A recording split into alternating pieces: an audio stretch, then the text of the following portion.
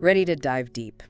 We're getting into the heart of Bhakti Yoga today, Bhakti Yoga. guided by Chapter 12 of the Bhagavad Gita. Oh, a good one. We've got interpretations galore to unpack. Awesome. Not just the theory, Right. but how to actually live this ancient wisdom. I love that. Yeah, because the Gita is amazing. Mm-hmm. It doesn't just say be devoted and leave you hanging, you know. Right. It recognizes that we connect with the divine in different ways. Yeah. And get this, Okay. it even suggests a path that might be easier for us, Okay. especially with our crazy modern lives. Yeah. You know? 2 paths, 1 goal. Hit me with it. Okay, so What was the deal? you can connect with, like, a personal form of God, Mm-hmm. like Krishna, for example, Okay. or by merging with the formless absolute. Mm-hmm. And a lot of interpretations actually point out that Krishna himself says focusing on a personal form can be easier, Interesting. especially while we're still, you know.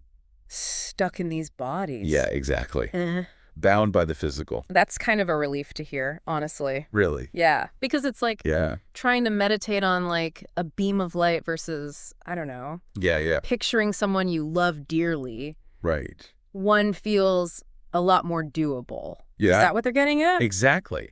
It's like What? our minds. Right. They gravitate towards what we can grasp. Mm-hmm. It's like having a touchstone for your devotion. Okay, that makes sense. But then how does this whole worshiping a personal form thing actually play out? Right. Is it all like rituals and offerings? Yeah, I mean, rituals can be a part of it for Yeah. sure. Right. But remember, it's Bhakti Yoga, right? Mhm. The yoga of devotion. Exactly. And like any yoga, Yeah. it's about union, in this case, with the divine. Right. So there's going to be more to it than just going through the motions. Exactly. It Yeah. has to be genuine, heartfelt. Mm. Interesting, the word bhakti itself Yeah.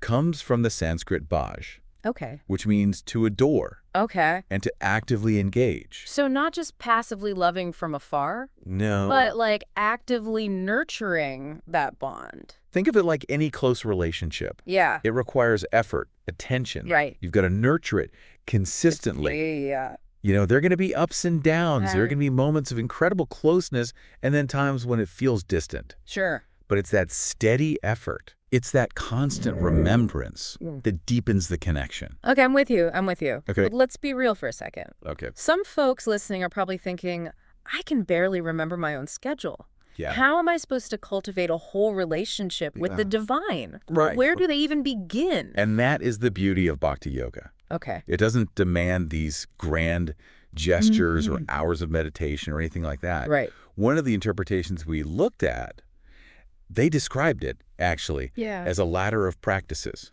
Oh, I like that. Yeah. A ladder of devotion. Each one building on the last. So what's the top rung? What are we, like, ultimately striving for? Complete absorption in the divine.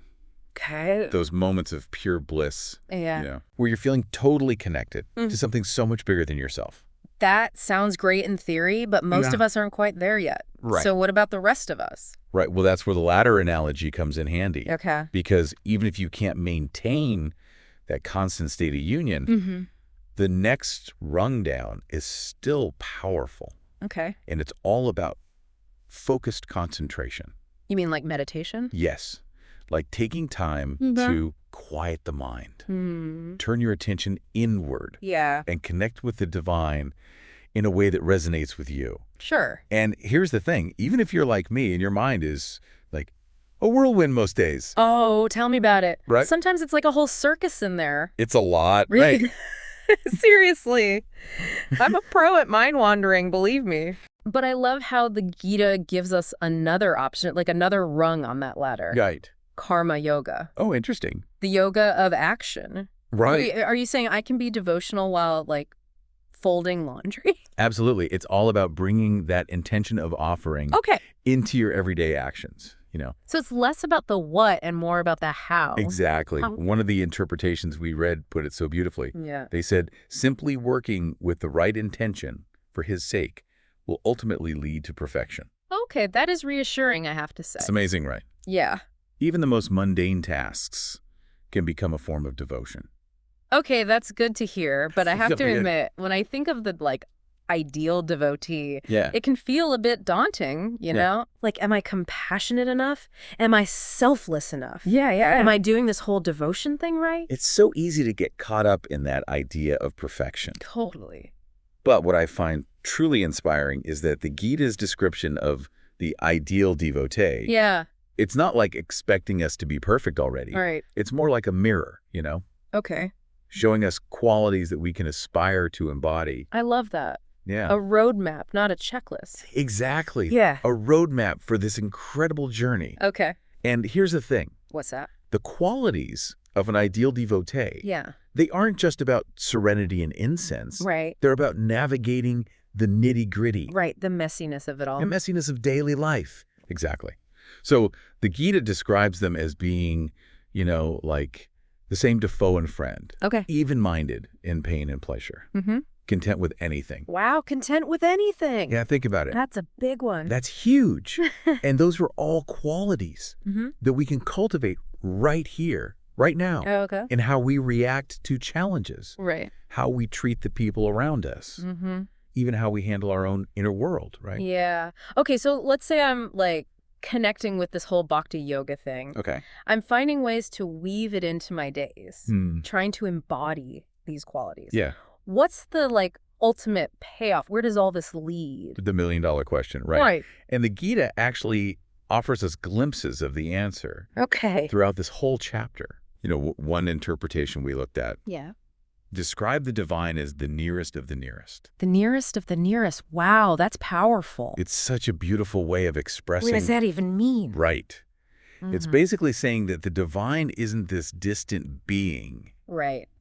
But a presence that's closer to us than we can imagine. Wow. Closer than our own breath. Yeah. Even, as one interpretation suggested. Closer than our own breath. Okay, I'm trying to wrap my head around that one. Right. Yeah. It's almost like this hidden closeness has been there all along. And the more we cultivate devotion, the more we start to recognize it, to feel it in the depths of our being. Oh, so by nurturing that connection, by embodying these qualities of devotion, we're essentially drawing closer to that divine presence that's already within us. It's like we're tuning our inner radio to that frequency. Okay. And as we refine that connection, Right. as we quiet the static of our own internal noise, Right. we start to experience the peace, the joy, that profound sense of belonging that lies at the heart of Bhakti Yoga. You know, going through all these different sources, one thing that really stood out to me was this theme of surrender. Oh, interesting. Surrendering our actions, our desires, Yeah. even our sense of self. It was everywhere. Surrender is huge in the Gita.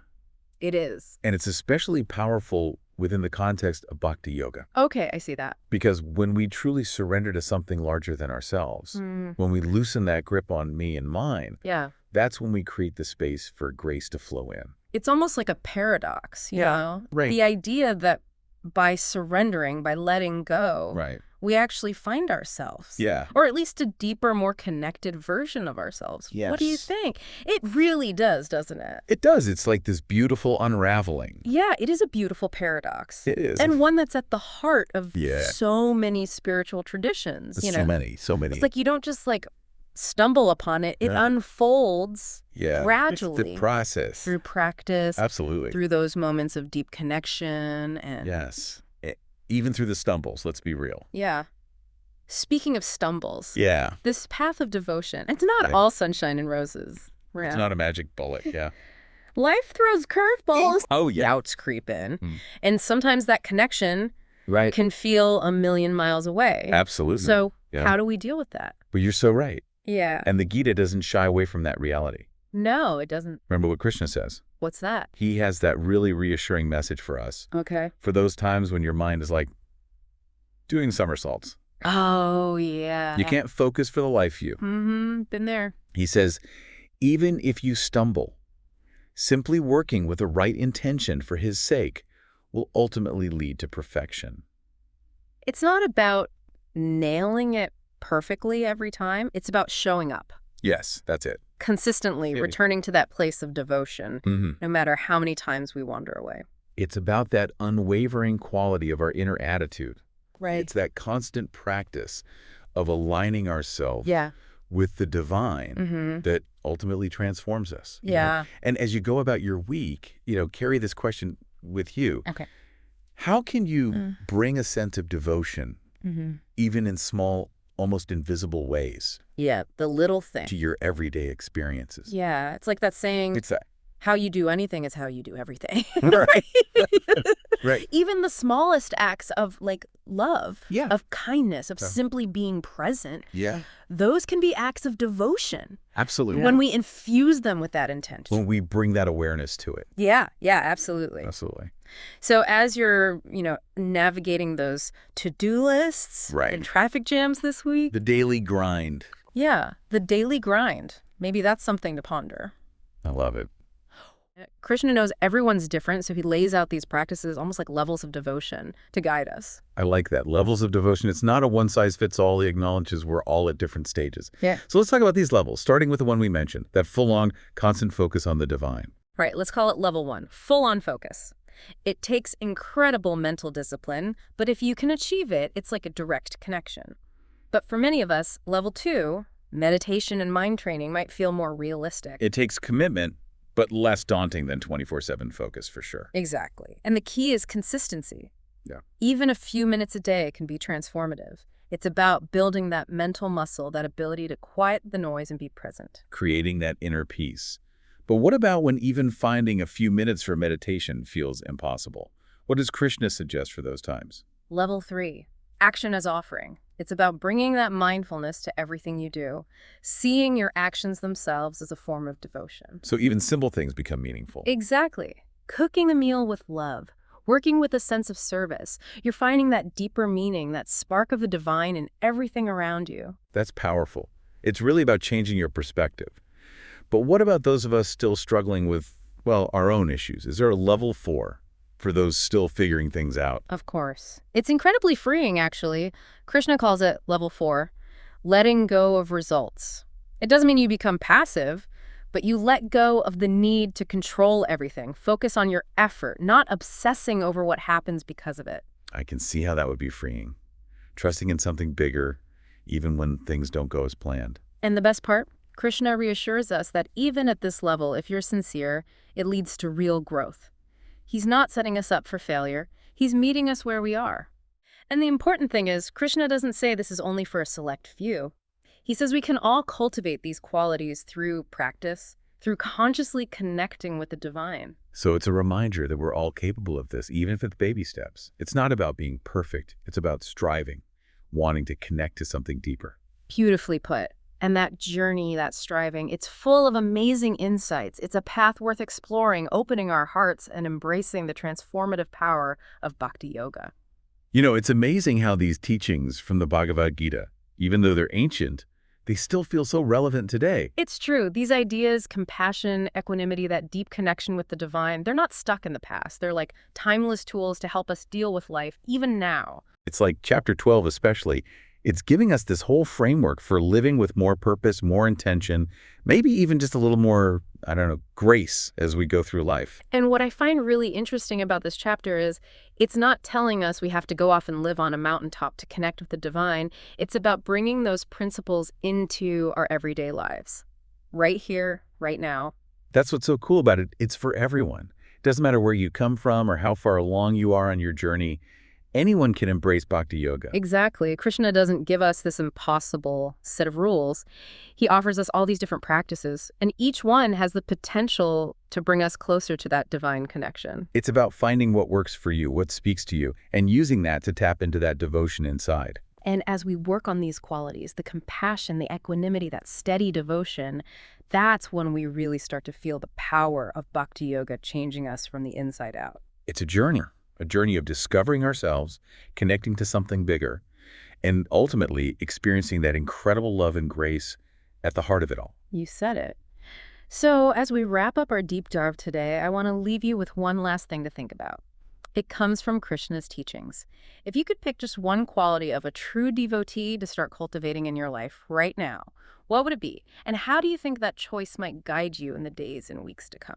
That's a powerful question. It makes you really think about what you're striving for and how this ancient practice, Bhakti Yoga, can light the way forward. Thanks for joining us for this deep dive. Until next time, may your journey be filled with meaning, connection, and all the love that Bhakti Yoga has to offer.